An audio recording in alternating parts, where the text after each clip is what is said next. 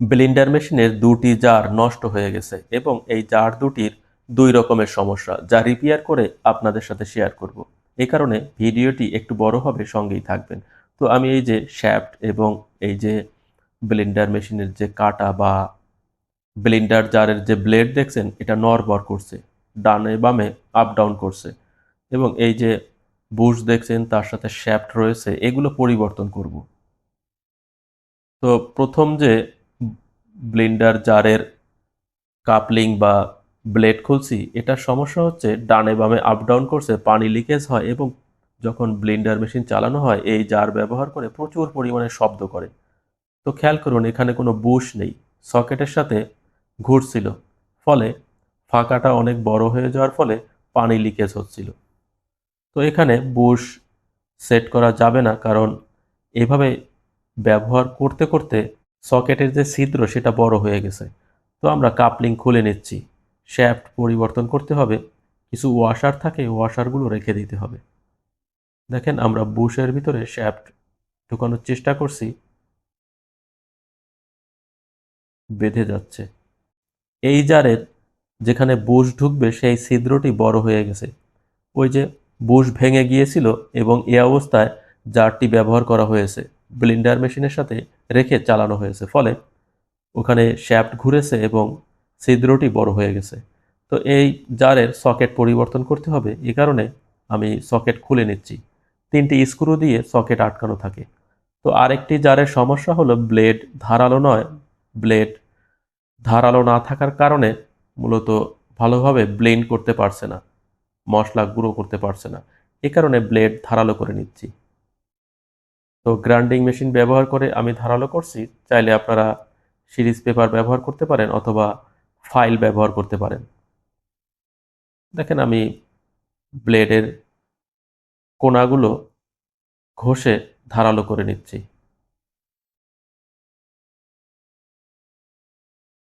তো ব্লেন্ডার জারের প্রত্যেকটা পার্টস মার্কেটে কিনতে পাওয়া যায়, যেখানে মূলত ইলেকট্রিক পার্টস বিক্রি করা হয় ওই সমস্ত দোকানে পাওয়া যায়, খোঁজ করলেই আপনারা পেয়ে যাবেন।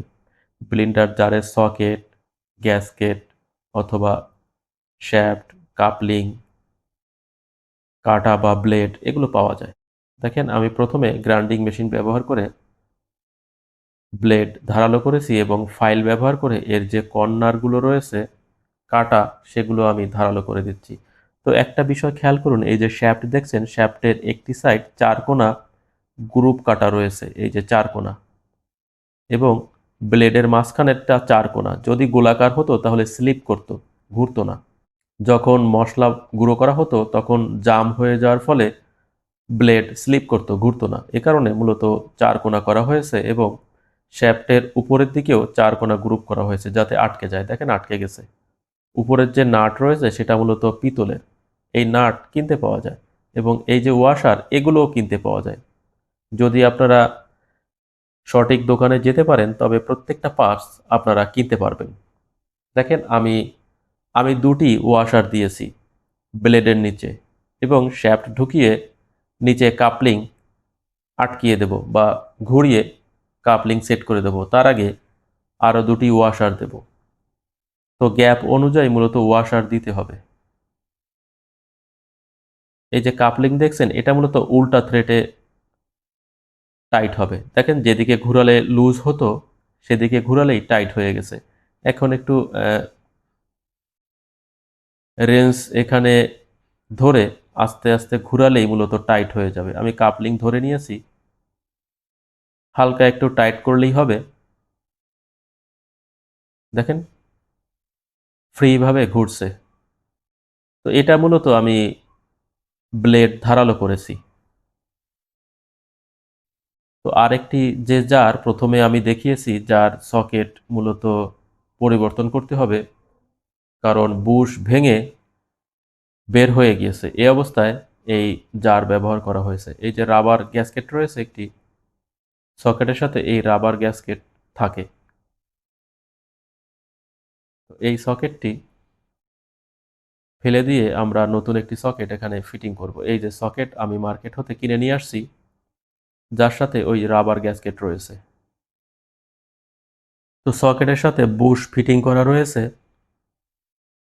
যদি বুশ ভেঙে যায় বা ক্ষয় হয়ে যায় তাহলে পানি লিকেজ হয়, এই বুশ পরিবর্তন করা যায়।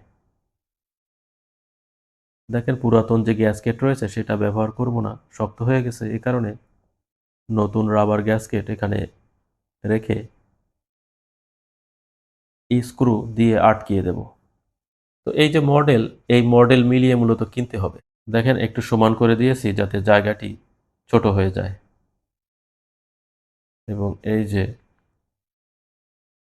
সঠিক অ্যাঙ্গেলে রেখে স্ক্রুগুলি টাইট করে দিতে হবে। আস্তে আস্তে টাইট করে দিতে হবে। এবার আমি স্ক্রুগুলি আটকিয়ে দিচ্ছি।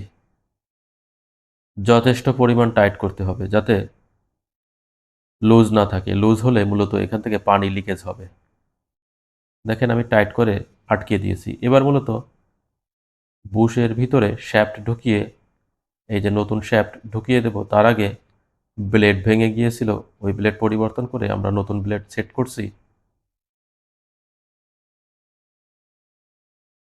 এবং ওই যে চারকোনা গ্রুপ রয়েছে এবং নিচের দিকে গোলাকার রয়েছে, নিচের দিকে মূলত কাপলিং হবে। প্রথমে নাট দিয়ে টাইট করে নিচ্ছি। এটাও মূলত রিভার্স থ্রেড, উল্টা থ্রেড, এবং ওয়াশার দিয়ে নিচ্ছি।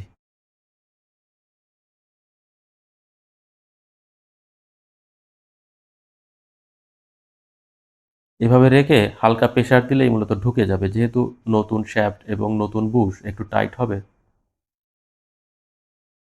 চাইলে আপনারা তেল ব্যবহার করতে পারেন। দেখেন নিচের দিকে ওয়াশার দিচ্ছি এবং কাপলার উল্টা দিকে ঘুরিয়ে টাইট করে দেব।